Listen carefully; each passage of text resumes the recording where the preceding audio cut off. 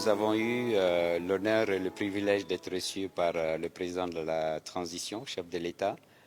Une délégation du CNPM est venue lui rendre les conclusions des 5 groupes de travail que nous avions mis en place dès notre installation, après les élections patronales du 1er octobre 2022. Ces 5 groupes de travail ont planché sur les 5 facteurs de compétitivité d'une économie, à savoir l'énergie, les ressources humaines, les infrastructures, la fiscalité et le financement.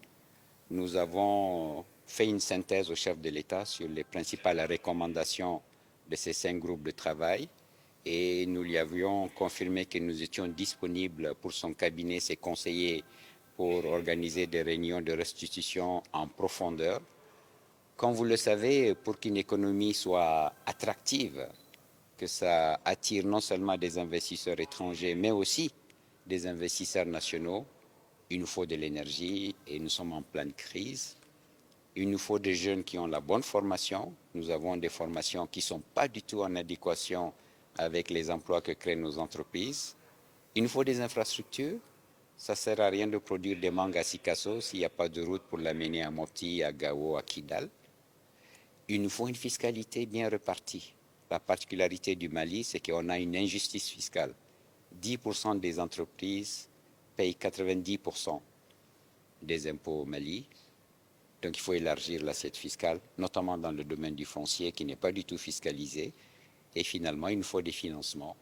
Actuellement, le secteur bancaire vit une crise de liquidité parce que la BCEAO a décidé de resserrer le crédit.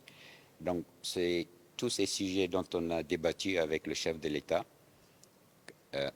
entouré de ses ministres, le ministre de l'Industrie et le ministre des Finances.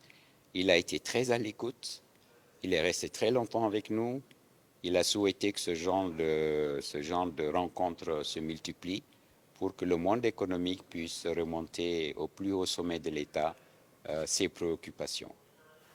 En résumé, c'était très instructif pour nous, c'était très utile pour nous parce que depuis plus d'une décennie, l'économie malienne subit des chocs multiples. Choc sécuritaire, choc institutionnel, choc politique, choc sanitaire avec Ebola et avec la pandémie à Covid-19, choc de l'inflation issue de la guerre en Ukraine où on a eu une inflation pour la première fois dans l'histoire de l'UEMOA qui a frôlé les 2 chiffres.